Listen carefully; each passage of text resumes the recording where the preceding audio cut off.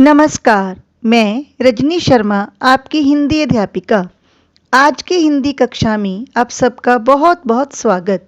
आज मैं और आप मिलकर करेंगे आपकी क्षितिज पुस्तक का पाठ 13 मानवीय करुणा की दिव्य चमक। यह पाठ सर्वेश्वर दयाल सक्सेना जी द्वारा रचित है। यह पाठ संस्मरण शैली में रचा गया है। फादर कामिल बुल्के बेल्जियम को छोड़कर भारत चले आए थे। यहीं उन्हें हिंदी भाषा का अध्ययन किया और हिंदी लेखन किया। इसी की झांकी इस पाठ में प्रस्तुत है। फादर की मृत्यु जहरबाद अर्थात एक फोड़े के जहर फैल जाने से हुई। फादर बुल्के ने सारा जीवन दूसरों के लिए मिठास और अमृत बांटने में बिता दिया। उसे इतनी कष्टपूर्ण मृत्यु का सामना क्यों करना पड़ा? जब तक फादर इलाहाबाद में थे तब वे जब भी दिल्ली आते लेखक से अवश्य मिलते। लेखक लंबे अरसे तक उनकी बाहों के दबाव को अपनी छाती पर अनुभव करता था। उनको याद करना एक उदास शांत संगीत को सुनने जैसा है। लेखक को परिमल की वे गोष्ठियां याद आती हैं जब वे फादर बुल्के के साथ रचनाओं पर बेबाक राय प्रकट करते थे। वे एक बड़े भाई और पुरोहित के समान थे। लेखक के बच्चे के मुंह में पहली बार अन्न का दाना फादर बुल्के ने ही डाला था। तब उनकी नीली आंखों में वात्सल्य तैरता जान पड़ता था।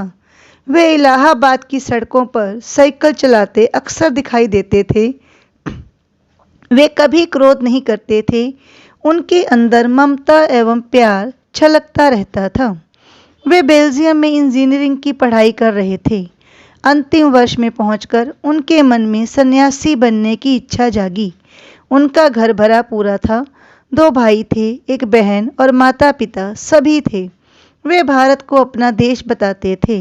उनकी जन्मभूमि थी रेम्स टेम्पल। उन्हें माँ की बहुत याद आती थी। माँ की चिट्ठियाँ अक्सर उनके पास आती रहती थी। उनके अभिनय मित्र थे डॉक्टर रघुवंश। फादर बुल्के के पिता व्यवसायी थे। एक भाई पादरी था, बहुत सख्त और जिद्दी था। भारत आने के बाद वे 2-3 बार ही परिवार से मिलने शायद बेल्जियम गए थे, फिर भारत के ही होकर रह गए। इसे वे प्रभु की इच्छा मानते थे। फादर बुल्के ने अपने धर्मगुरु के सामने संन्यास लेने से पहले एक ही शर्त रखी कि मैं भारत जाऊंगा। उनकी शर्त मान ली गई और वे भारत आ गए।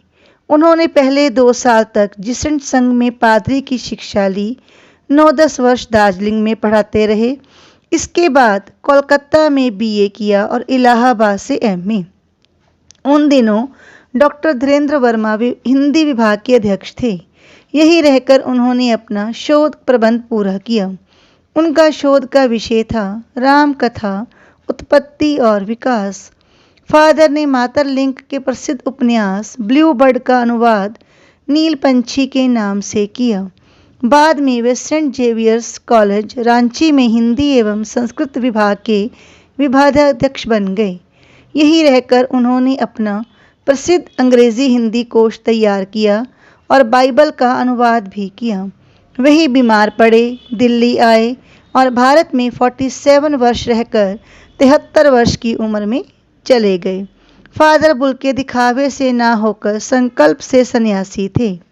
वे जो रिश्ते बनाते थे कभी तोड़ते नहीं थे। उन्हें हिंदी को राष्ट्रीय भाषा बनाने की चिंता थी। उनके पक्ष में वे कई तर्क देते थे। लेखक की पत्नी और पुत्र की मृत्यु पर उन्हें फादर ने ही सांत्वना दी थी।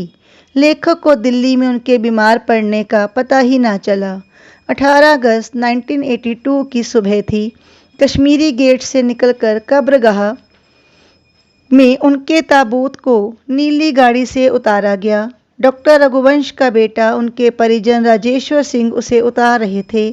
फिर उन्हें धरती की गोद में सुला दिया गया। उस समय जनेंद्र कुमार, विजेंद्र स्नातक, अजित कुमार, डॉक्टर निर्मला जैन, विज्ञान शिक्षक डॉक्टर सत्य प्रकाश, डॉक्टर रघुवंश इत्यादि हस्तियां भी वहां उपस्थित थी। फादर की देह पहले कब्र के ऊपर लिटाई गई। मसीही विधि से अंतिम संस्कार शुरू हुआ।